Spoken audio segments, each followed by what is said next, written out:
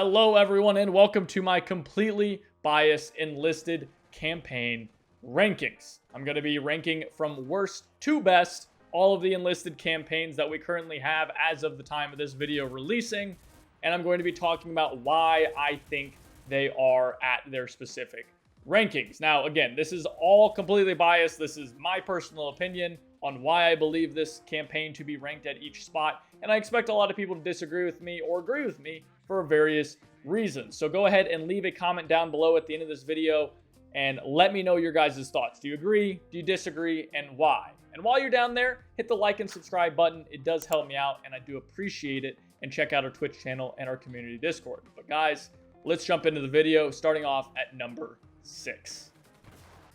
The honor of worst campaign in Enlisted goes to Stalingrad. That's right, guys. I hate this goddamn campaign. I never want to play this campaign. Every time that there is a new unlock for this campaign, I groan because I know that my stupid lizard brain wants me to complete these levels. And thank God there's the access pass and I don't have to play this campaign for more than a couple of games because I truly hate playing it. There's a lot of reasons why. I think this campaign is incredibly boring. I don't see a reason to play this campaign when Moscow exists. I don't see a reason to play this campaign when Berlin exists. There is truly nothing unique in this campaign that is not in Berlin or in Moscow other than the ampulette, whatever, the fire grenade Molotov launcher, which is like whatever. Bombing runs, which are in the Pacific, although nerfed. So in Stalingrad, the bombing runs are just really annoying and overpowered. So that's always really awful to play against. And then you just have stuff like the MKB, PPSH spam, which you get that in Moscow and you get that in Berlin anyway. So who cares? Oh, and the KV-1, which is just like an invincible monster that is not interesting to play against at all. I don't know why you would play this campaign. How does this campaign have players? I honestly don't know. It is beyond me why anyone would choose to play this campaign, especially free-to-play players. Maybe it's got a lot of Russian players and that's what it is. I really don't know. My other tinfoil hat theory is that people play this campaign because you can pay to have an actually good grind experience, and maybe that's why people play the campaign, because you can actually have like that bonus XP and it's like not a horrible experience to like grind through the campaign. I don't know, but like, I mean, like seriously though, like tell me why you play this campaign, because I genuinely cannot think of a redeeming thing of this campaign. And I'm not going to spend the next 10 minutes ranting about how much I hate this campaign. I think I got the point across. But yeah, I hate this campaign. Truly. Play Moscow or play Berlin. Play any other campaign, honestly. So, there it goes, guys. I hate this campaign. 2 out of 10. 6 out of 6. It's terrible. It's the worst campaign enlisted. There you go. Number 5 on our list is Tunisia. This might surprise a lot of people. A lot of people really like this campaign. And it's not even necessarily that I dislike this campaign. It's just I think the other campaigns are better. Unlike Stalingrad, I do think this is a campaign that is worth playing and worth experiencing. And I don't exactly hate when I play it. But I just do think the other campaigns are better. And for a multitude of reasons. Again, this campaign has a lot of repeat unlocks. There's not a whole lot of uniqueness in the campaign that doesn't exist in other campaigns, like Normandy, for example. And at that point, I feel like you should just play Normandy because it kind of just has better maps, or the Pacific, which again just has better maps and better gameplay.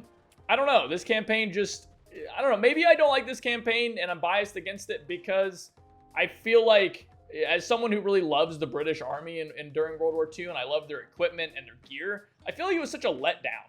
I remember being so excited for Tunisia, and then it released, and it's filled with so much American gear, and I don't really get to play as my Tommies and use the Lee infield and do all of that. I don't know, it just felt like a Normandy ripoff. And then you combine that with the fact that engineers aren't unlocked until rank like 9 or something like that, and so it's really new player unfriendly. It just doesn't feel good to play. I don't know, a lot of the time. Like, I feel like I'm always the only one building rally points. I feel like the maps can be really bad. Like Kahif Cave Village or whatever is like arguably the worst map in this entire game. It's just, I hate sand, I guess, and that's why I don't like this campaign. All right, number 4 on our list, Berlin. It's kind of surprising that I'm putting Berlin at the bottom half of these campaigns, but honestly, I don't really like this campaign very much. I feel like when I play it, I do have a good time. Again, because it is a decent campaign, right? There's a reason. But like, this campaign is really bad, in my opinion, or has some problems. I guess not really bad, but has some problems, and some really big ones at that. I think this campaign is very new player unfriendly. It's just so mean for new players. Like, you're coming in as a new player and you're using like car 98s, and you're like running into people that are like maxed out PPSH or maxed out FG42 or IS2s. Like, you just get slapped out, and it is just an awful experience, I feel like. I don't know how you could ever play this campaign as a new player and not just want to like uninstall this game instantly. Because it just seems like such a brutal experience.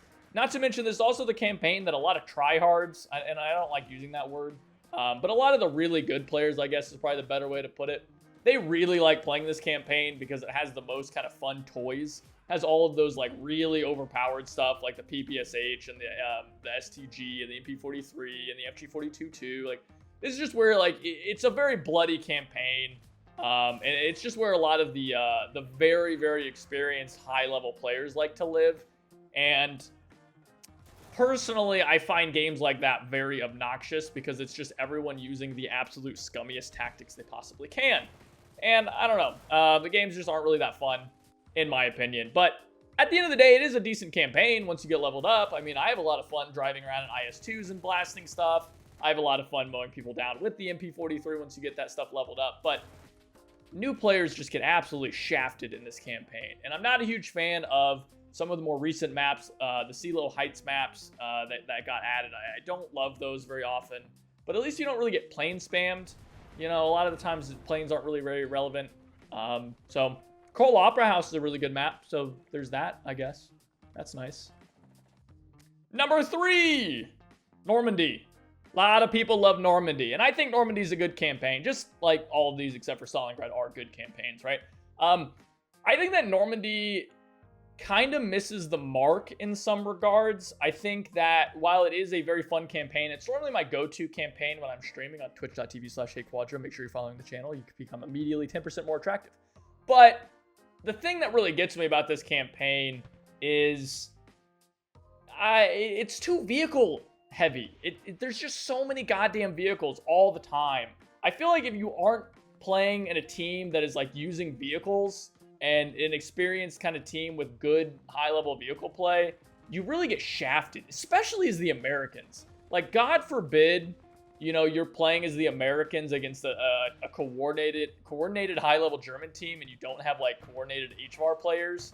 It's just awful. It's so brutal to play against. And then, you know, like, I mean, that's a double-edged sword, right? Some people like this campaign because of the vehicles, but personally, getting nuked by HVARs or having Ju-188 cruise missiles flying full speed into the ground next to you and dropping nuclear bombs, it's just not my idea of a good time. But at the end of the day, you do have a lot of fun in this campaign. You get to play with a lot of the toys. The maps are, generally speaking, pretty solid with the exception of the cancerous map that is known as D-Day. It's overall, it's not the worst experience. It's a good campaign, and that's why it's landing us at number 3 in my rankings. Next up, guys, number 2, Moscow. Guys, I love Moscow. I love it so much. I don't know why other people don't like this campaign. It makes me feel dumb because I feel like I love Moscow, but then everyone else tells me I'm stupid for loving Moscow. But I love this campaign. I don't know why you guys don't love this campaign. I really don't. Let me know. I would love to hear why you guys hate this campaign. I know a lot of people, you know, complain about the balance, and they say that, like, the Germans get shafted and suck, but, like, I don't know what you guys are smoking. The MP40 slaps. I don't know. I'd never have a problem with the Germans. The MG13 is also arguably freaking nutso, and the Kirali is crazy good as well. Like, I don't know. I have a good time in this campaign. Panzer IV-E, just, like, slinging HE rounds.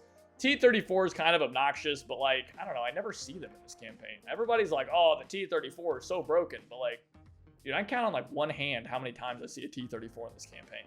Like, and most of the time, it's pretty easy to deal with because you just, like, bomb it with a Stuka or something like that because it just sits in the back of the map. I don't know. Maybe I'm wrong. Maybe it's, like, a super big problem, but I personally, I never run into it. And I love this campaign, guys. Again, maybe I'm biased because this is where I started my enlisted journey.